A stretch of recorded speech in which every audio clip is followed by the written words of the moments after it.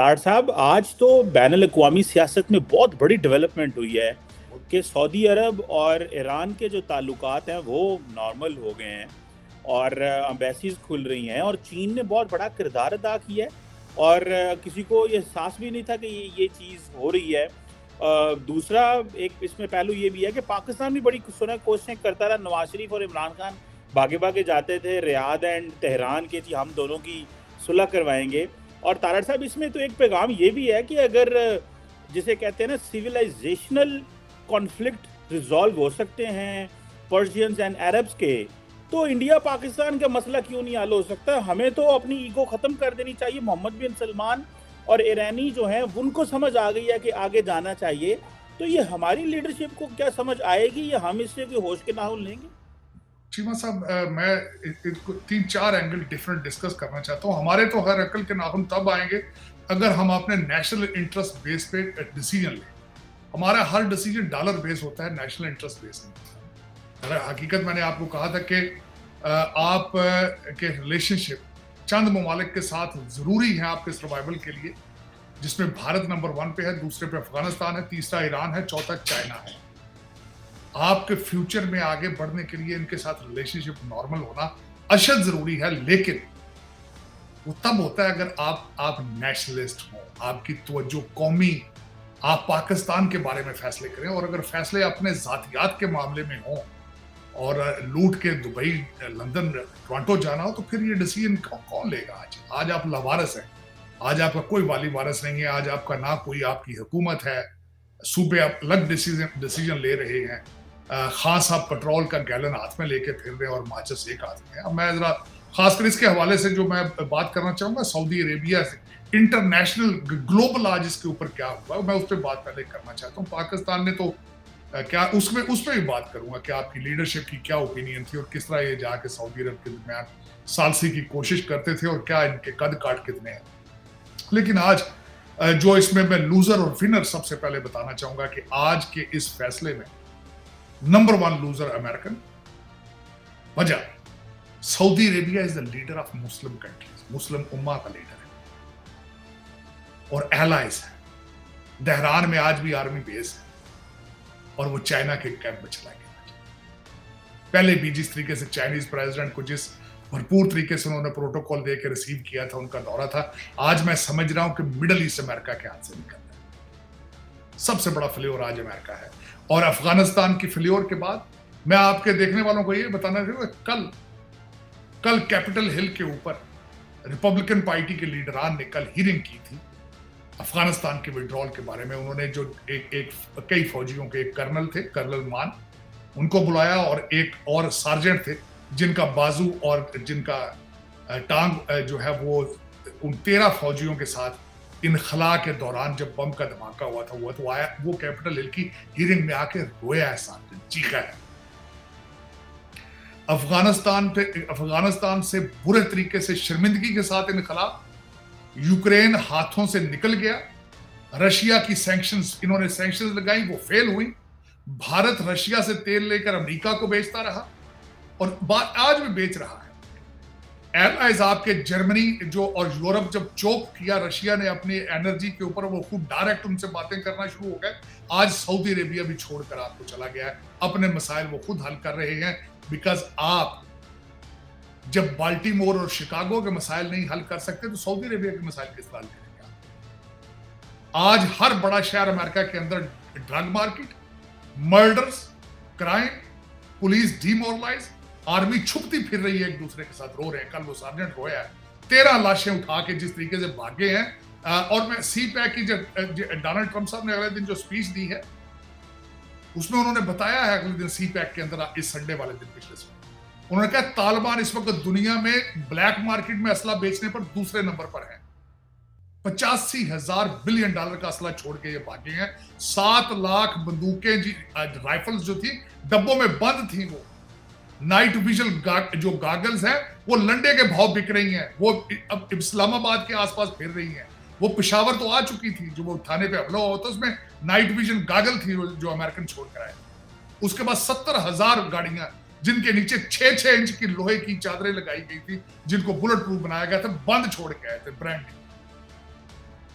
तो आज उसके मुंह पर चाइना ने जो थप्पड़ मारा है, वो ये सबसे ज्यादा दुख इस वक्त, इसमें सबकी तकलीफ, सबसे ज्यादा तकलीफ अमेरिकन को हो रही है। सोशलिस्ट अमेरिकन जो इस वक्त लिबरल है, प्रोग्रेसिव माइंडसेट के साथ जो चल रहे हैं, जो इनका खासकर देखना हो, अमेरिका का फ्यूचर देखना हो, तो जो बाइडेन साहब ने जो अगले दिन बजट पेश किया, उसमें सोशल सर्विसेज के बारे में उन्होंने जो बजट रखा है, अगर आप उसको देख लें तो आपको अमेरिका का फ्यूचर नजर आ जाएगा।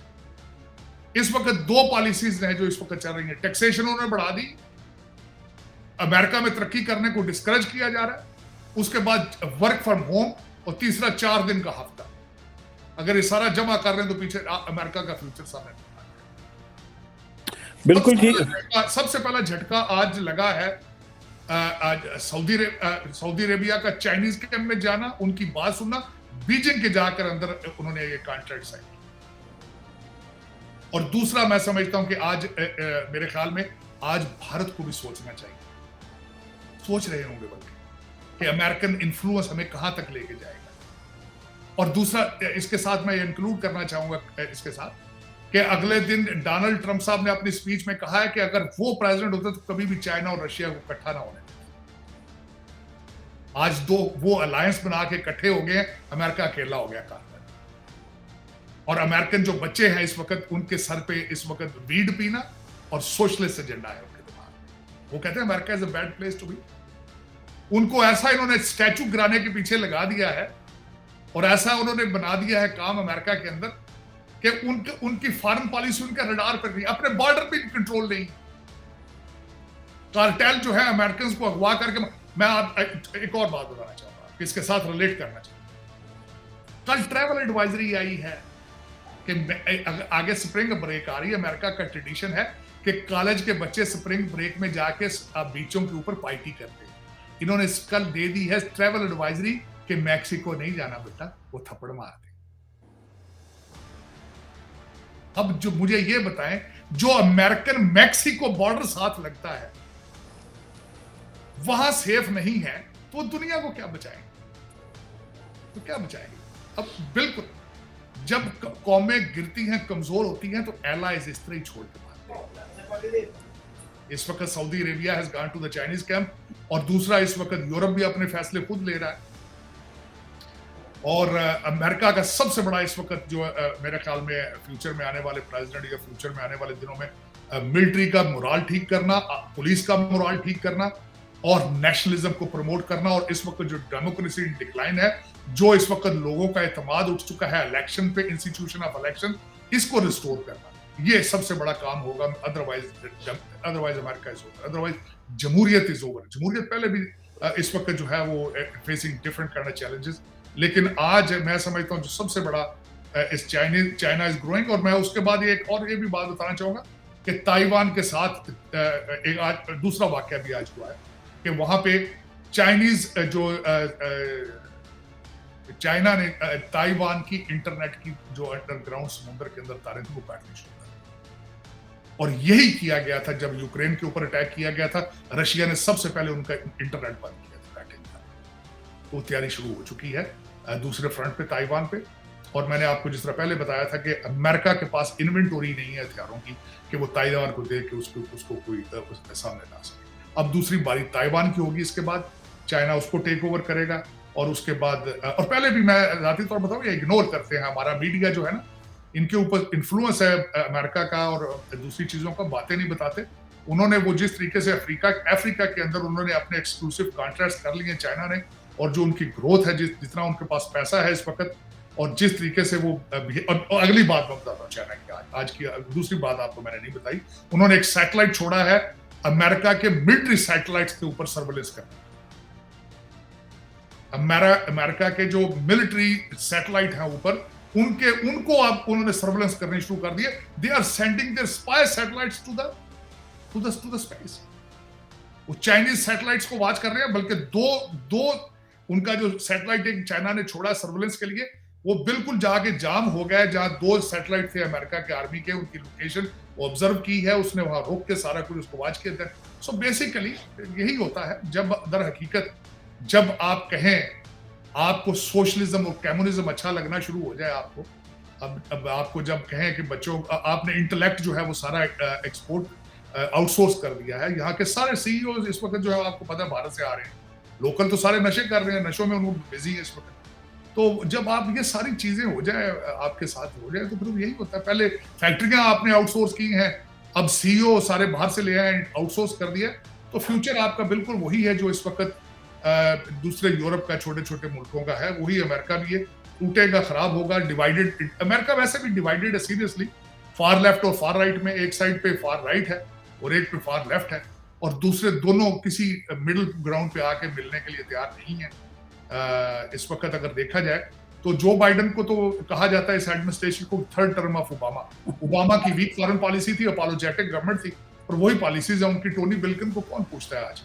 तार साहब, एक बड़ी जो अहम बात इसमें मैं जो खस करना चाहता हूँ वो ये है कि पाकिस्तान और इंडिया के लिए इसमें क्या लेसन है? आपने थोड़ी देर पहले मैं देखें दो चीजें चाहता हूँ, अगर आई एम सॉरी उस पे, हाँ जी आप पहले इसमें यह है कि पाकिस्तान और इंडिया के लिए क्या लेसन है, एक बात, क्योंकि तार साहब पाकिस्तान और इंडिया के तो मुज़ाकरात भी कोई नहीं कराता।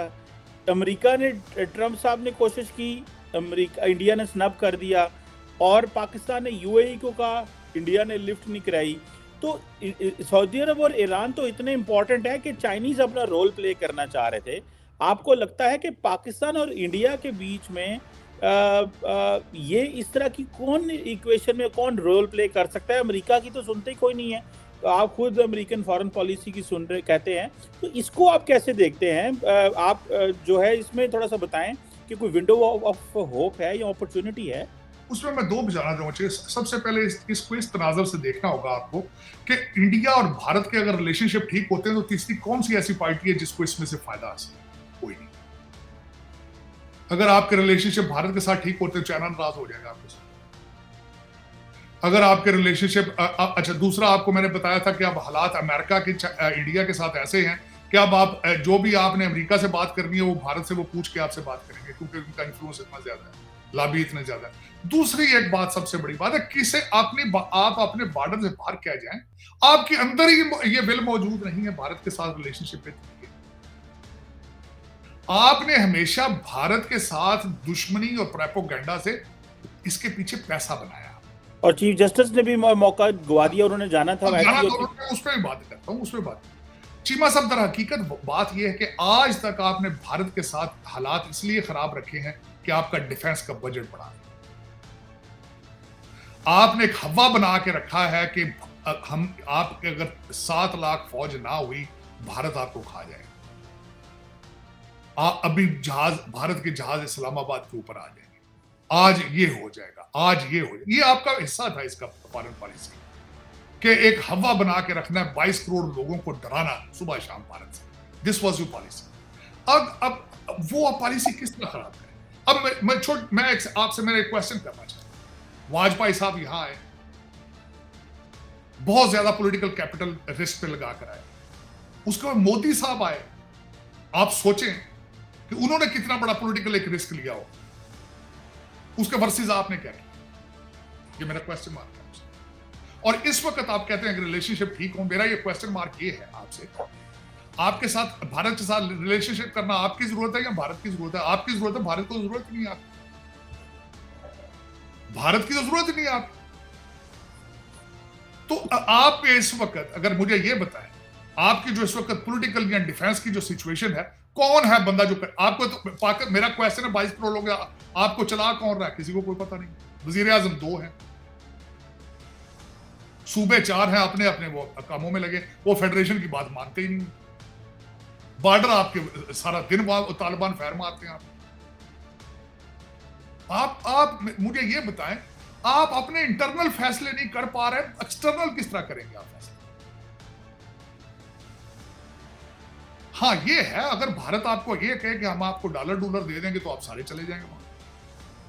भारत आपको ये कहे जी आ जाओ, हम लंदन में दुबई में आपको पैसे दे देंगे, तो आप देखेंगे फौरन शॉप सारे चले जाएंगे शॉप तक। लेकिन वो नहीं देते, वो क्यों? जरूरत नहीं उनको क्या जरूरत है आपकी? तो हकीकत असल में ये कौमियत, आपको सबसे पहले कौमियत चाहिए, फिर एक कौमी लीडर चाहिए जो पाकिस्तानी हो, जो जिसको पता हो पाकिस्तान की जरूरतें क्या है। भारत से दालें लाएंगे तो कितनी सस्ती पड़ेंगी, ऑस्ट्रेलिया से दालें लाएंगे तो कितनी महंगी पड़ रही। लेकिन वो कौन करेगा? वो लीडर करता है। लेकिन लीडर कौन? कितने लीडर आप? सारे लीडर जो हैं जिनके बच्चे सारे लंदन बैठे, प्रॉपर्टियां सारी लंदन में, मैं तो उनको लीडर ही नहीं कहता। ये तो लुटेरे हैं, ये तो लूटने वाला अलायंस है। और जज देख लें, सारे हर जज का जो जज या भतीजा एमपीए है या दामाद एमपीए, हर जज का। ये कौन सी पिछड़ी, यही हालत आपकी एस्टेब्लिशमेंट की। ये हर मेरे भाई, इनमें से कोई भी पाकिस्तान के मुफाद के लिए नहीं सोच रहा, ना कोई डिसीजन लेने की सलाहियत क्या रखता, बिल ही नहीं, उनकी ख्वाहिश ही नहीं। आईएमएफ के पीछे पड़े हैं क्योंकि इन्हें डॉलर और पाउंड चाहिए लंदन के लिए और अपने टोरंटो दुबई के प्रोजेक्ट्स के लिए। इन्हें आम पाकिस्तानी के लिए कोई दुख दर्द नहीं। और मैं गारंटी कर दूं आपको आईएमएफ का पैकेज चाहिए जितना पैसा आपके पास मौजूद है। देखिए ना, श्रीलंका को उन्होंने फौरन दे दिया जो पैसा चाहिए सब, क्योंकि उन्हें पता है कि ये अपनी किस्मत ठीक कर लेंगे। आपके ऊपर उन्हें एतमाद ही नहीं, क्योंकि उन्हें पता है यहाँ पे बैठ के उनको टिम हॉर्टन की स्टोरियां नजर नहीं आ रही, उनको केएफसी के प्रोजेक्ट नजर नहीं आ रहे। आपकी जो लंदन में प्रॉपर्टियां, आपका क्या ख्याल है? आईएमएफ वालों को, गोरों को नहीं पता, नाक में रोटियां डाल रहे हैं। उन्हें पता नहीं खान साहब के बच्चे कहां हैं, उन्हें पता नहीं है कि नवाज शरीफ कहां बैठा है, उन्हें पता नहीं जरदारी साहब के बाहर कहां कहां प्रोजेक्ट चल रहे हैं। कौन सी ढकी चुकी बात? एस्टेब्लिशमेंट के जो रिश्वतों के रेट उन्हें नहीं पता। आपका क्या ख्याल है, अमेरिकन एम्बेसी को खबर नहीं जाती हो? आपकी अखबारों की ट्रांसलेशन नहीं कराते होंगे वो डेली बेस पे? और जो रिश्वत किसी ने उनको बताया नहीं होगा कि वो टीके साहब की बच्ची की शादी के ऊपर 1 अरब 20 करोड़ की सलामियां, आपका क्या ख्याल है, अमेरिकन एम्बेसी को नहीं पता होगा? चीमा साहब, दर हकीकत बात ये है, आपको सारा कुछ करने से पहले पाकिस्तानी बनना पड़ेगा और उससे पहले कोशिश करें पाकिस्तान बनाए। पहले आपने 76 साल पाकिस्तान नहीं बनाया, आपने लूट मार की एक मार्केट बनाई। अब दहशत गर्दी बेच के आपने 5-5 हजार के पाकिस्तानी गुटानमो बेचते रहे। अब दहशत गर्दी पका के बेचते रहे दुनिया। तार साहब, कोई ये सवाल क्यों नहीं करता है? जो लोग, हम लोग तो बोल रहे हैं, लेकिन जो अरबाब इख्तियार हैं वो क्यों सवाल उनमें से ये बात नहीं करता? सियासतदान नहीं बोलते, जजेस नहीं बोलते, रिटायर्ड फौजी नहीं बोलते, रिटायर्ड ब्यूरोक्रेट नहीं बोलते, ये सारे सिस्टम के बेनिफिशियरी हैं। कहते हैं बोलेंगे तो नुकसान होगा, हमारे बच्चों को मसाइल होंगे, हमें मसाइल होंगे, लिहाजा खामोश रहो। कोई तो बोलना चाहिए, किसी को तो नहीं, जिनकी आप बात कर रहे हैं चीमा साहब, वो सारे समामिन नंगे। आज एक दूसरा थप्पड़ अबसार आलम ने पाकिस्तानी कौम के मुंह पे मारा है, जो आर्टिकल लिख के उन्होंने कहा है किस तरीके से पाकिस्तान की बच्चियां इस्तेमाल करते रहे हैं डिप्लोमेट्स के साथ। डिप्लोमेट्स चीमा साहब, आज जो आर्टिकल अबसार आलम ने लिखा है वो 22 करोड़ लोगों को चाहिए उसको फ्रेम करा के घरों में रखें। और उन्होंने, आज मैं हैरान हूं कि वो आर्टिकल के अंदर उन्होंने लिखा है कि उसकी वीडियो उस लड़की की और डिप्लोमेट की चीफ जस्टिस साहब को दिखाई, चैलेंज किया। ये वही अबसार आलम है जिन्होंने कहा था कि वो आपके वो यहाँ इस्लामाबाद के रियल एस्टेट वाले बंदे को उठा के जाके मारा था और उसको कहते थे कि 50% वो एक लड़की लंदन में, उसको ट्रांसफर करो, 50% इसको।